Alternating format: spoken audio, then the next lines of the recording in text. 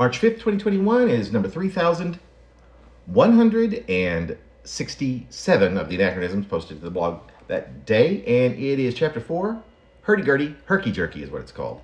Music has always been more than just a little bit significant to me. I took lessons at piano for 12 years, starting in the 2nd grade. After 2 years, my parents, sensing that the piano and I were quite the pair, took me to a more selective instructor in the city. By city, I don't mean real city. I mean Fort Smith, Arkansas. I grew up in Charleston, about 20 miles or so east of Fort Smith.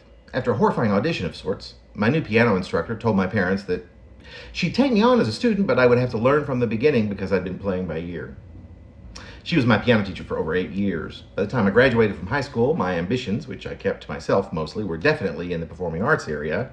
But rather than a musician, I wanted to be an actor. Yet when I began college, I joined the choir and began voice lessons and continued piano lessons. The degree I spent half of my time in college pursuing was, however, a Bachelor of Arts in Chemistry. Theater would come later, even though it also would just be a phase, like playing the piano. Quite a long one, and entirely purposeful as far as I have ever been concerned, but still just a phase. By the time I was 24, I had 2 degrees in theater, Bachelor and Master of Arts. It would be better said, I think, the performance has been quite significant to me, beginning at a young age. My role from age 3 to 5 was that of an adult. I rarely ate at the kids' table on holidays, and my persistence that role was, I am most certain, exhausting to the adult relatives in my family, most of whom would play along enough that I never thought otherwise. I've had the delight of performing in many ways, as puppeteer, a trumpeter on the football field, in an orchestra, and in a jazz band, as piano accompanist for a 2nd grade performance of the Nutcracker, and for Brahms' amazing Liebeslieder waltzes, a 4 hands-on-1 piano extravaganza on tour with my college choir.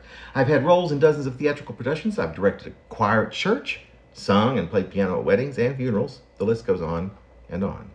It wasn't until I was in my 40s I began to realize that I had suffered and continued to from social anxiety. Some fairly severe panic attacks, and several therapists and physicians, quite the rage for me that decade, helped me come to this realization. And even by 40, though, I had been a decade almost completely withdrawn from being a performance artist of any kind. In my early 30s, I delved into poetry, started a magazine, and continue writing it to this day. Here I am doing so, as a matter of fact, maybe as a performance artist.